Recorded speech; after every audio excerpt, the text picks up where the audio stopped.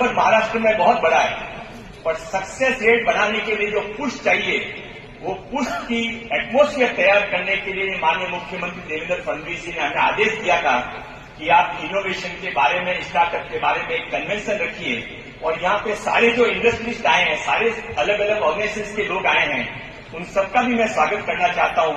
अभी ऊपर की एक छोटी मीटिंग में भी माननीय मुख्यमंत्री जी ने कहा था कि ये ज्वाइंट वेंचर है, अकेली सरकार भी कुछ नहीं कर सकती है, अकेले आप भी कुछ नहीं कर सकते हैं, पर आप और हम सब मिल जाएंगे तो ये स्टार्टअप न केवल यूनिकॉर्न बन जाएंगे, बल्कि भारत में दुनिया के अंदर स्टार्टअप की राजधानी महाराष्ट्र बन जाएगा।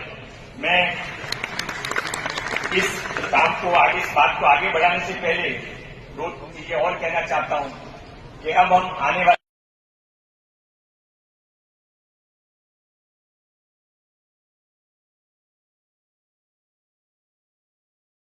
महाराष्ट्राचे लाडके माननीय मुख्यमंत्री यांचं आगमन झालंय। पुन्हा एकदा जोरदार टाळ्यांच्या गजरामध्ये महाराष्ट्राचे माननीय मुख्यमंत्री देवेंद्रजी फडणवीस यांचं स्वागत करूया।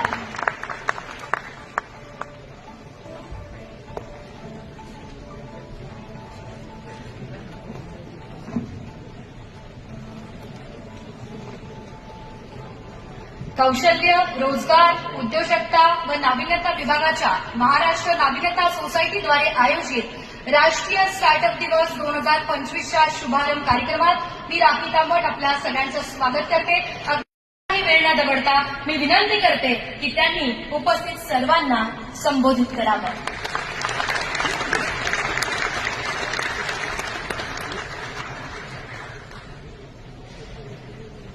सर्वांना नमस्कार। हिंदवी स्वराज्याचे सरसंस्थापक छत्रपती शिवरायांना मी मानाचा मुजरा करतो।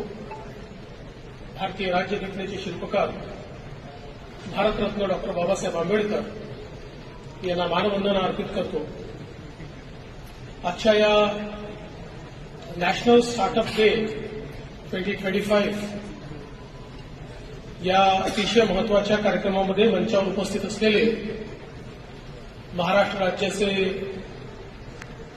मंत्री श्री मंगलप्रभात लोढाजी, मंचावर उपस्थित श्रीमती फाल्गुनी नायर, श्री ईशप्रीत सिंह गांधी, श्री कल्याण चक्रवर्ती, श्रीमती सीता दासगुप्ता, श्री गणेश पाटील या ठिकाणी उपस्थित सर्व मान्यवर आणि उपस्थित सर्व भगिनी आणि बंधूंनो, आज अतिशय आनंदाचा दिवस आहे की आपण सगळ्या प्रकारे इनोव्हेशनचा फोकस असलेली एक सर्व प्रकाराने त्या ठिकाणी उपयुक्त, एम्पावर्ड अशा प्रकारची एक इनोव्हेशन सिटी आम्ही तयार करणार आहोत आणि अतिशय वेगाने with a speed we want to create this city. And the third thing which I would like to announce